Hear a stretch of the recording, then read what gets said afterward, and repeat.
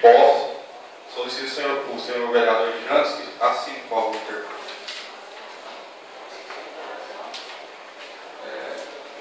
Aqui na sessão extraordinária solene, diz o seguinte: sessão de posse, realizada no dia 3 do mês de setembro de 2012, às 9h15, sobre a determinação judicial, fica empossado o vereador Jantes Vieira de Andrade Júnior. Estando presentes os seguintes vereadores: Ricardo Félix. Pois é, são todos vereadores. Cadê os demais vereadores? Não quer fazer parte? Não quer fazer parte, não? Não, mas é porque o documento está errado. Então coloca só você e o Francisco, que são pessoas que estão aqui me dando a posse aqui. Não, mas os vereadores não estão aqui, eu vou assinar o documento que está errado. Você fez uma de palhaço. Nós ficamos aqui te aguardando, reunimos para te dar posse. Não, você nem me comunicaram. Não. Vocês não me comunicaram. Ficou até 9h45, vocês não me comunicaram.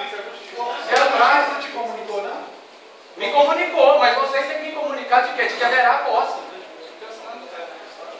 Não, documento falsificado eu não vou. Quem falsifica é você. Cadê? Tá o pessoal, tá dentro, todos os vereadores tem só 2 no plenário.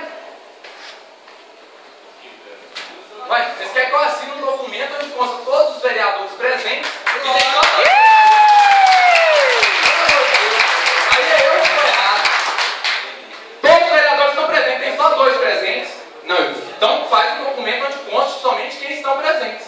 Não quem tem 10 vereadores aqui em cima. Quantos vereadores são 9? São 9. E tem só 2. E estão constando todos os 9 me dando posse. Não, então faço o documento somente 2, então. Cadê os outros? Só consta no papel. Aí isso não resolve para nós, é na hora de botar igual.